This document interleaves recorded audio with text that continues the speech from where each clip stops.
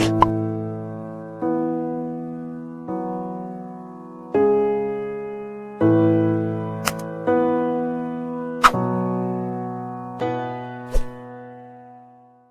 Friends, welcome back. मैं सवलता रत्नाकर फिर लौटी हूँ सक्सेस सी चैनल पर। तो दोस्तों, आज हमारी परसेंटेज की आखिरी क्लास है और आज का जो पार्ट है वो है 5th। अभी तक आपने पूरे पार्ट्स नहीं देखे हैं तो प्लेलिस्ट में जाके पुराने पार्ट्स देख सकते हैं। उसमें भी बहुत प्यारे प्यारे क्वेश्चंस हैं और कुछ ट्रिक्स हैं। और अगर आपको नहीं मिलती है प्लेलिस्ट तो डिस्क्रिप्शन में लिंक दी है, वहाँ जाकर आप देख सकते हैं।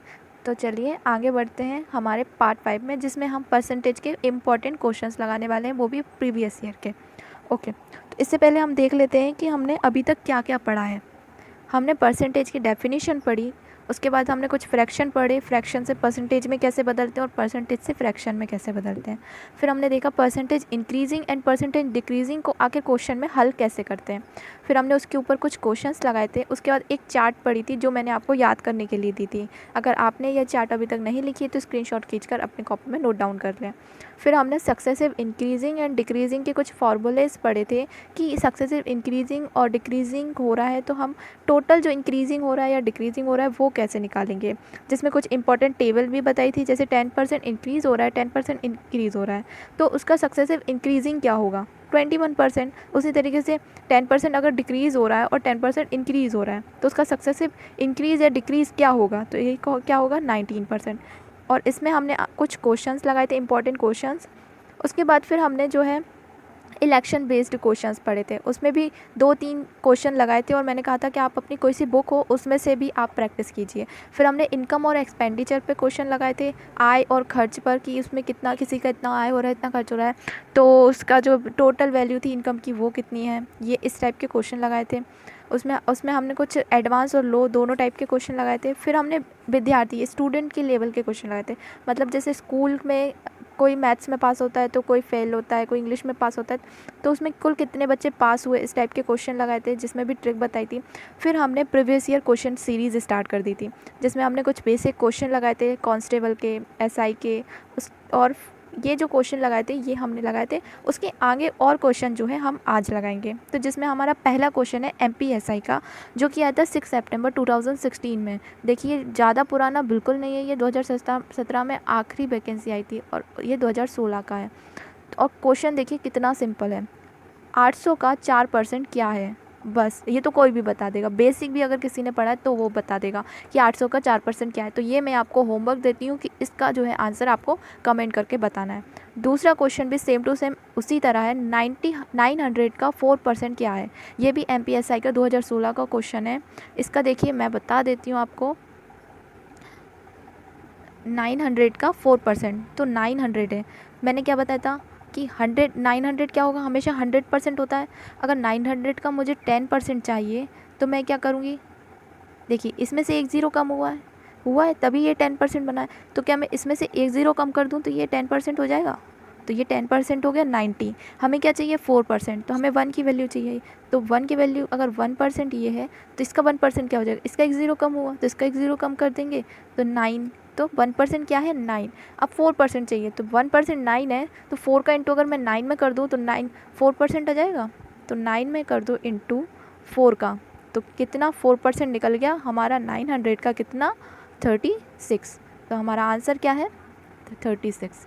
बस सिंपली जिस तरीके से ये क्वेश्चन किया है उसी तरीके से ये वाला क्वेश्चन भी करना है।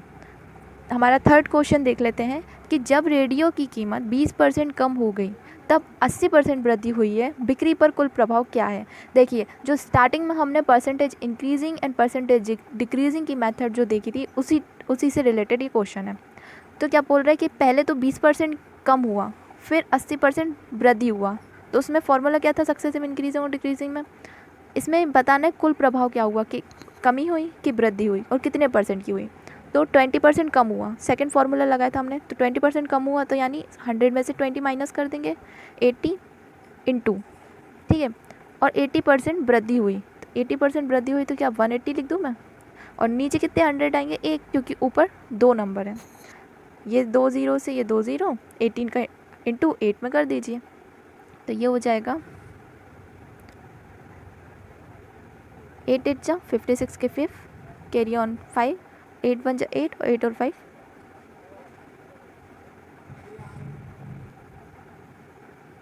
तो यहाँ पर जो है ये देखिए आप गलत पकड़ लिए ना, यहाँ पर जो है 8 का इंटू 18 में करेंगे तो क्या आंसर आएगा, 144 आएगा। 18 8 जा कितना होता है 144, क्यों 8 8 जा 64, कैरी ऑन 6 आएगा, 8 1 जा 8 और 8 और 6 14। तो क्या बताया था कि 144 आया हमारा टोटल सॉल्व करने पर। अभी 100 से कितना ज़्यादा है, 100 से कितना ज़्यादा है 44, तो मतलब 44% की वृद्धि हुई है। वृद्धि क्यों हुई है, क्योंकि ये 100 से ज़्यादा है। ठीक है, तो इसका सही आंसर क्या हो जाएगा, 44% वृद्धि 44% कमी, तो सही आंसर हो जाएगा ए, 44% की वृद्धि हो रही है। ठीक है, अगला क्वेश्चन देख लेते हैं। अगला क्वेश्चन भी पुलिस कांस्टेबल का है, जिसमें बोल रहे हैं कि y का x% 80 के 4/5 के समान है, तब x y का मान क्या होगा। यानी इसकी अगर हम इक्वेशन बनाएंगे तो y का यानी इंटू x% नीचे 100 लगा दो, किसके बराबर है 80 के 4/5 के बराबर है। ठीक है, अब सॉल्व कर लो, तो ये हो जाएगा 5 से कट जाएगा, ये 5 एकम 5, 3 इधर गया, 5 एकम 30, और ये हो जाएगा 4 6 24 के 4, कैरी ऑन 2, 4 एकम 4 4 2 6 64, और 100 इधर जाएगा तो yx बराबर क्या हो जाएगा 6400, है ना, 6400 आंसर। तो ये 6400 का है डी में। बस सिंपल, इसकी अगर इक्वेशन बना ली तो मतलब आंसर आ जाएगा। अगला क्वेश्चन है, यदि 35 को किसी संख्या से घटाया जाए तो वह घटकर अपने मूल मान का 80% बन जाती है, तो उस संख्या का 3/5 क्या होगा। यानी देखिए अब इसमें एक इक्वेशन कैसे बनेगी, एक एक लाइन पढ़ो और इक्वेशन बनाते जाओ। यदि 35 को, किसको 35 को, ठीक है, किसी संख्या से घटाया जाए, किसी संख्या क्या है अपन को नहीं पता, तो किसी संख्या से घटा रहे हैं तो हमने उसको x मान लिया, तो वह घटकर अपने मूल मान का, किसका, अपने मूल्य मान का, मूल मान कौन है, ठीक है, तो हम इसे कैसे लिख सकते हैं, किसी संख्या है उसमें से हम 35 घटा दें तो वह जो है घटकर किसके बराबर हो जाएगी, अपने मूल्य मान का 80% बन जाती है। मूल मान क्या है x, तो x का क्या बन जाएगी वो 80%, और नीचे 100 लगा दो। ठीक है, तो ये 0 से ये 0 कटा, ये 2 से कट जाएगा 4 बार में, ये 5 बार में, तो ये 5 को मैं इसमें इंटू कर दूँ इस पूरे में, तो क्या हो जाएगा ये 5x माइनस 35 पंचे 175 इक्वल्स टू 4x। अब ये इसको 175 को इधर कर दो और 4x को इधर कर दो, तो ये 4x इधर आएगा माइनस हो जाएगा और ये उधर जाएगा प्लस हो जाएगा। फिर ये 5x में से 4x घट जाएगा, यानी देखिए 5x प्लस का 4x इधर आएगा तो माइनस का 4x बन जाएगा, और माइनस का 175 उधर जाएगा तो प्लस का 175 बन जाएगा। इन दोनों को माइनस कर देंगे तो x बराबर क्या आ जाएगा 175। ये आंसर नहीं आया है क्योंकि ऑप्शन में है ही नहीं है।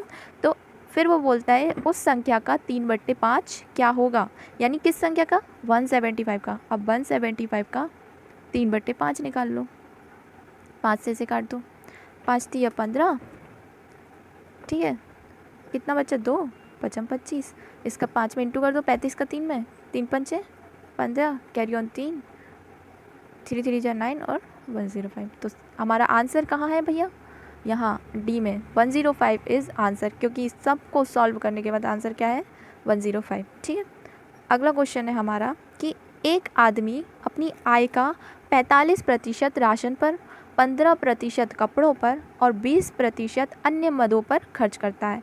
यदि उसके पास 75 रुपये बच जाते हैं तो उसकी आय बताएं। उसके पास कितने रुपये बच रहे हैं 75 रुपये, तो वो टोटल कितना खर्चा कर रहा है। पहले तो ये देखो 45% राशन पर, ठीक है, 15% कपड़ों पर, दोनों को मिलाकर कितना हो गया 60, और 20% अन्य मदों पर कितना हो गया 80, यानी वो टोटल 80% खर्च कर रहा है 100% आय में से, जिसमें से 20% उसकी क्या है बचत, और बचत उसकी 20% बराबर है 75 रुपये।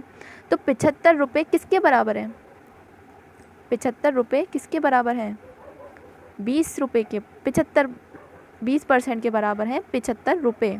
ठीक है, अब 1% की वैल्यू निकाल लो, या फिर 100% की वैल्यू निकाल सकते हो डायरेक्ट 100 का इंटू करके। ठीक है, ये परसेंट है, तो 75 ये अपॉन में आ जाएगा 20, इंटू 100, ठीक है। ये 0 से ये 0, ये 5 बार में 75 का 5 में इंटू कर दो तो 100% की वैल्यू आ जाएगी। 100% इक्वल्स टू क्या पूछ रहा है, उसकी आई पूछ रहा है ना, और 100% क्या है, उसकी आई है। तो 75 इंटू 5, 55 25 की 5, हासिल आई 2, 5 7 35, 35 और 2 37, यानी टोटल उसकी जो आय है वो है, टोटल उसकी जो इनकम है वो है 375 रुपये। ये है इसका आंसर। कितना सिंपल था। इसी टाइप के क्वेश्चन जो है आपकी बुक्स में होंगे, या फिर आपके पास या तो एनटीपीसी के लिए आप तैयारी कर रहे होंगे तो उसकी कोई बुक होगी, स्पीडी होगी आपके पास रेलवे के लिए, या तो आप अरिहंत की कोई बुक होगी, या फिर आपके पास और भी मैथ्स की बहुत सारी बुक्स आती हैं वो बुक्स होगी, या आपके पास पुणेकर होगी। उनमें आप क्वेश्चन देखना, वो क्वेश्चन इसी टाइप के होते हैं। आप लगाएंगे आपको बहुत मज़ा आएगा, लेकिन क्वेश्चन ज़रूर लगाना, क्योंकि आप क्वेश्चन नहीं लगाएंगे ना तो जितनी भी मेथड पढ़ी है सब दिमाग से फुर्र हो जाएगा। अगला क्वेश्चन देख लेते हैं।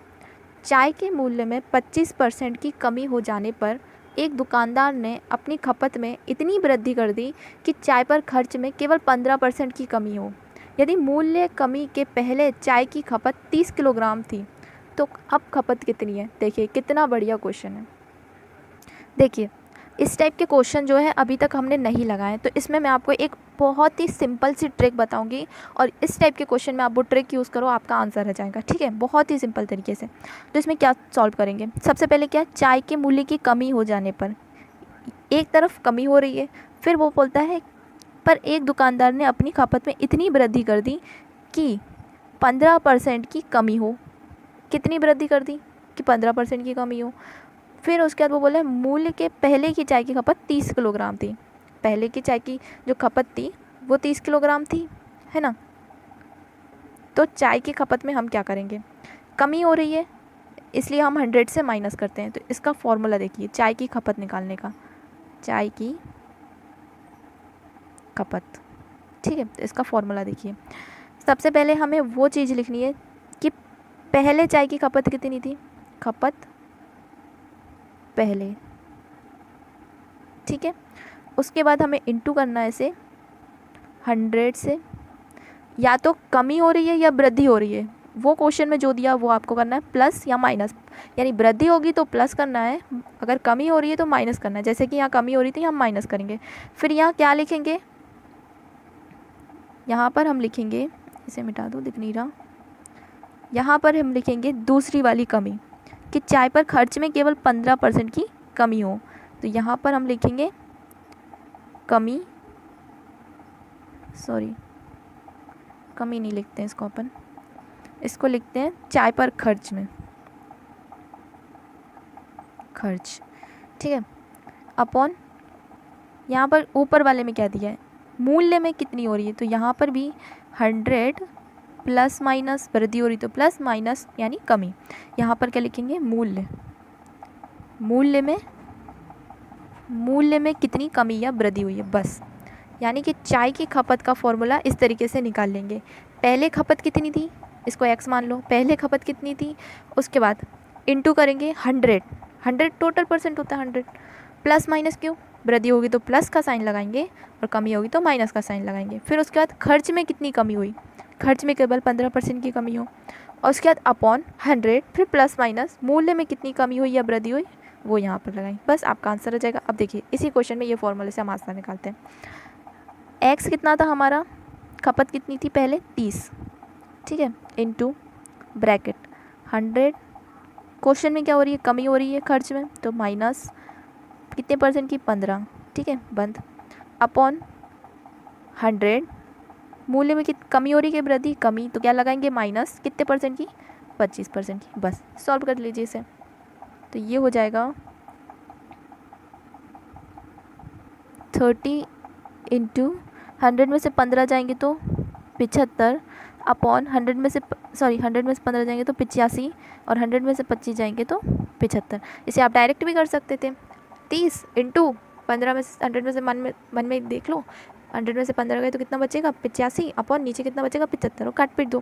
तो ये चला जाएगा, 5 से काट देते हैं हम इसे, ये 5 से चले जाएगा, 5 कम 5, 5 सत्ते 35, 17 बार में, ये 5 से चला जाएगा, 5 कम 5 और 5 25, 15 बार में, ठीक है। ये चला जाएगा 15 कम 15, 15 दूनी 30, 17 दूनी कितना होता है 34, बस सिंपल। क्या पूछा था तो अब खपत कितनी है, तो 34। क्या 34 किलोग्राम, ठीक है। अब खपत जो है 34 किलोग्राम है। बस इस टाइप से आप इस टाइप के क्वेश्चन को हल कर सकते हैं। एक बार और देख लो, कितने परसेंट पहले कितनी थी वो हम यहाँ लिख देंगे, ठीक है। उसके बाद 100 में से खर्च का परसेंटेज माइनस करेंगे 15 अपॉन मूल्य में कितने परसेंट की कमी हुई वो माइनस कर देंगे। अगर वृद्धि हो रही तो क्या करेंगे, प्लस करेंगे। बस इसे सॉल्व कर लो, आपका आंसर आ जाएगा 34। This is right answer. अब हम बढ़ते हैं, हमारा जो नेक्स्ट क्वेश्चन है वो क्या है। नेक्स्ट क्वेश्चन है, यदि शक्कर की कीमत 18 रुपये प्रति किलोग्राम से बढ़कर 20 रुपये किलोग्राम हो जाती है तो एक व्यक्ति को शक्कर की खपत कितनी कम करनी चाहिए कि उस पर होने वाला खर्च समान रहे। देखिए एक तरीके से सक्सेसिव इंक्रीजिंग डिक्रीजिंग वाला क्वेश्चन है, लेकिन थोड़ा सा घुमा फिरा के दिया है, तो इसमें आपको अपना दिमाग लगाना पड़ेगा। कैसे दिमाग लगाएंगे, क्वेश्चन पढ़ के, क्वेश्चन में आखिर वो कह क्या रहा है वो ही पढ़ेंगे और हमको समझ में आ जाएगा, ठीक है। तो वो बोल रहा है कि शक्कर की कीमत पहले कितनी थी, 18 रुपये, जो बढ़कर 20 रुपये हो गई। सबसे पहले तो ये बता देख लो उसमें, क्योंकि उसमें ये बताया नहीं है कि कितने परसेंट की वृद्धि हुई है। हम निकाल लेते हैं ना, 18 रुपये पहले था, 20 रुपये अभी हुई है, तो कितने रुपये की, 2 रुपये की वृद्धि हुई है। किस पर हुई है, 18 पर। निकाल लो, क्या आ जाएगा, 1/9। अब ये बताओ 1/9 का फ्रैक्शन क्या होता है। 1/9 का फ्रैक्शन होता है 11 सही 1/9। लेकिन अब देखो इसमें 11 सही 1/9, इसका अगर आपको सक्सेसिव इंक्रीजिंग पता है तो आप तुरंत आंसर दे दोगे, ठीक है। कि वृद्धि हो रही है ना, अगर इसका वृद्धि का आपको पता है तो आप तुरंत आंसर दे दोगे, मुझे पता है। लेकिन नहीं पता है तो हम क्या करेंगे, 11 की जगह हम यहाँ ले लेते हैं 1/9 इंटू 100, ठीक है। तो इसको हम 100 अपॉन 9 करके पॉइंट में आंसर ले, जो हमारा इस टू अपॉन में आंसर था उसको हम पॉइंट पे ले आते हैं। तो ये काट देते हैं, 9 1 जा 9, 1 इधर गया, 9 1 जा 9, ठीक है। उसके बाद कितना बचा, 1 बचा, और पॉइंट लगाएंगे, 0 लगाएंगे, तो क्या आ जाएगा, 9 1 जा 9, ठीक है, ठीक है। तो ये लगभग अगर मैं इसे एक और बार करूँगी तो 1.11 आ जाएगा, ये हमारे पास आ गया, ओके। अब ये बोल रहा है वृद्धि हो रही है, 18 और 20 रुपये में अलग ही दिख रहा है कि वृद्धि हो रही है। तो वृद्धि का हम इंक्रीजिंग कैसे निकालते थे, ऊपर तो लिखते थे मेन, नीचे हम क्या लिखते थे, 100 में प्लस कर देते थे, प्लस करेंगे हो जाएगा, ठीक है। अब अगर मैं इन दोनों को उल्टा कर दूं,